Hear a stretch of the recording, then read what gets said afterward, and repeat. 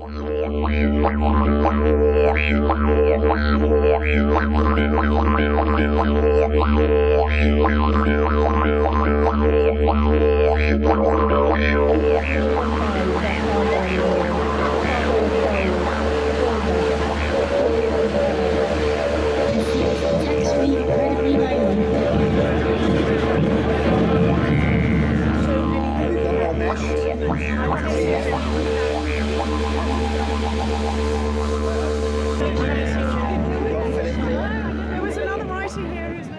everybody! Hello!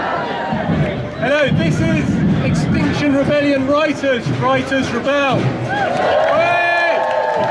We have an amazing programme for you tonight. 40 of the country's leading writers who will be speaking out about climate change and reading work about nature and the environment. We have an absolutely amazing programme for you.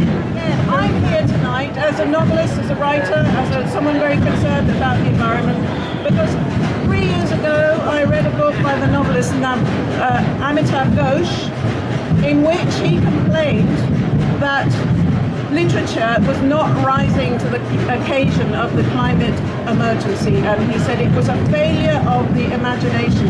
It made me very angry, not because he was wrong, but because he was right.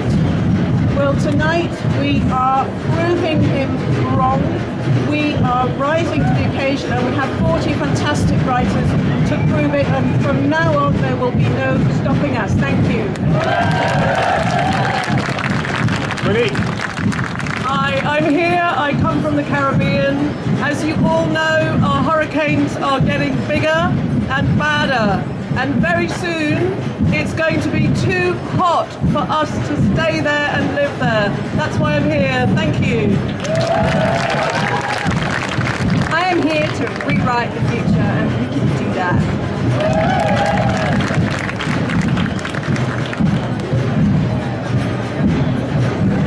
Society has to change in a very big way, and there's an amazing machine for doing that, and it's called a novel, and so that's why writers are really needed to solve this problem.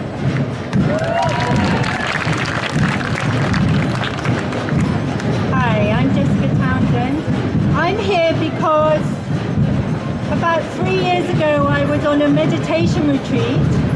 I had never been into nature, and I suddenly started looking at this hawthorn bush, and it seemed to be the most beautiful thing that I had ever seen. The flowers articulated on the twigs articulated on the branches, and this was just a hedge at the corner of a field. And I realized we already live in Eden, and we're killing it.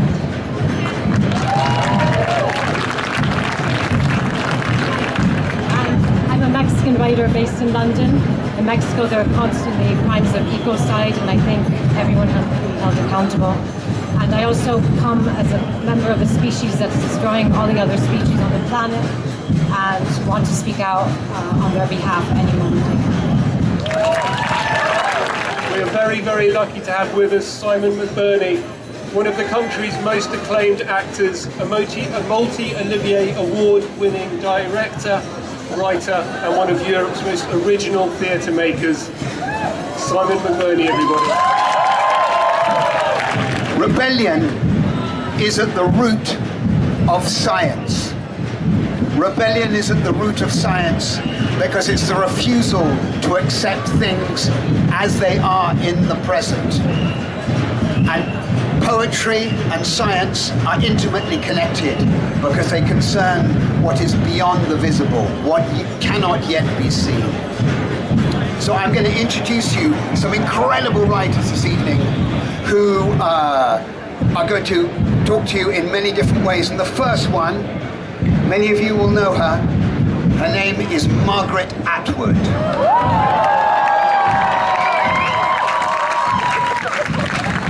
In fact, she's in Canada, but she has sent this piece specifically for me to read. It's called Time Capsule, Found on the Dead Planet. In the first age, we created gods. We carved them out of wood. There was still such a thing as wood then. We forged them from shining metals, painted them on temple walls. They were gods of many kinds. Sometimes they were cruel and drank our blood, but they also gave us rain and sunshine, winds, good harvests, fertile animals, many children. 1 million birds flew over us then, 1 million fish swam in our seas. Our gods had horns on their heads or moons. We called them all-knowing, we called them Shining One. We smelled the earth and rolled in it. Its juices ran down our chins. In the Second Age, we created money. This money was also made of shining metals. It had two faces. On one side was a severed head, that of a king or some other noteworthy person. On the other face was something else.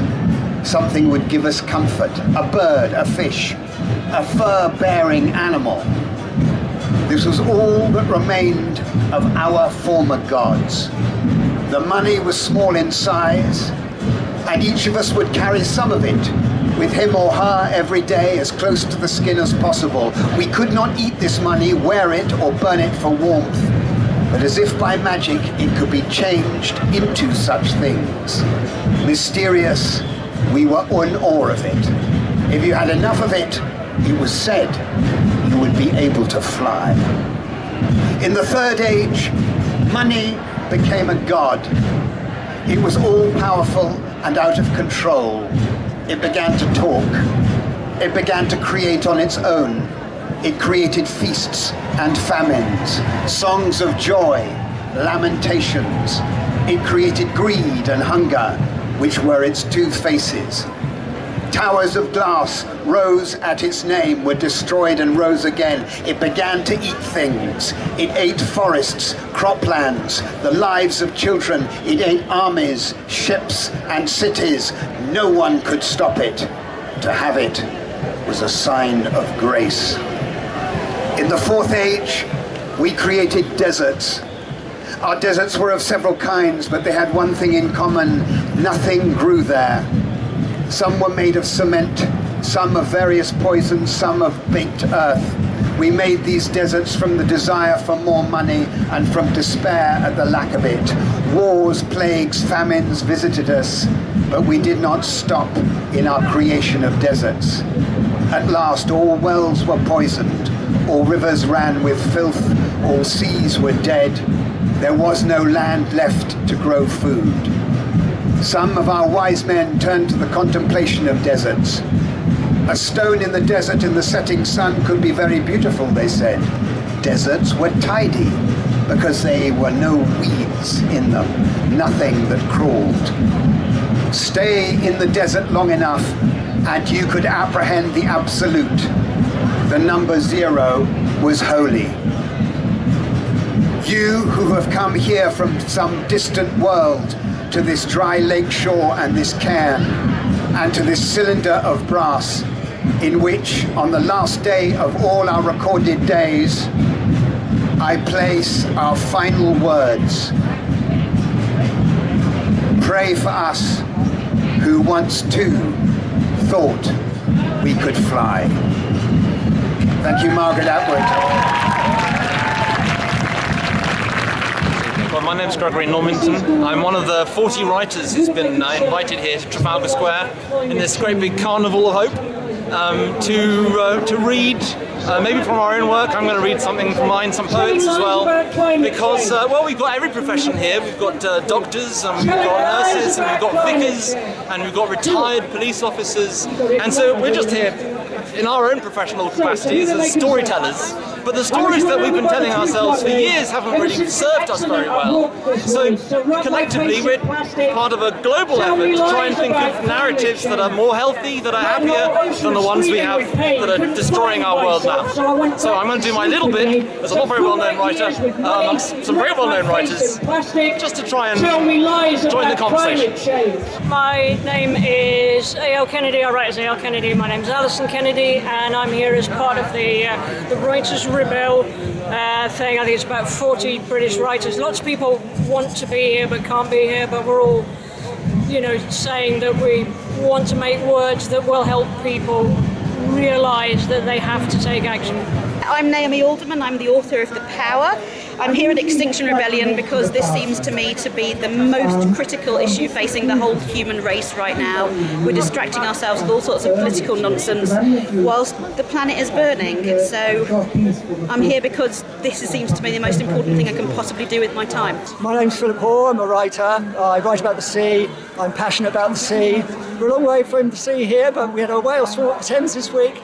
I was talking about whales today. I've written about whales. They are the love of my life, and I fear that we have done bad things to them, but we've done good things too. It's really nice to see this square full of people who think in the same way.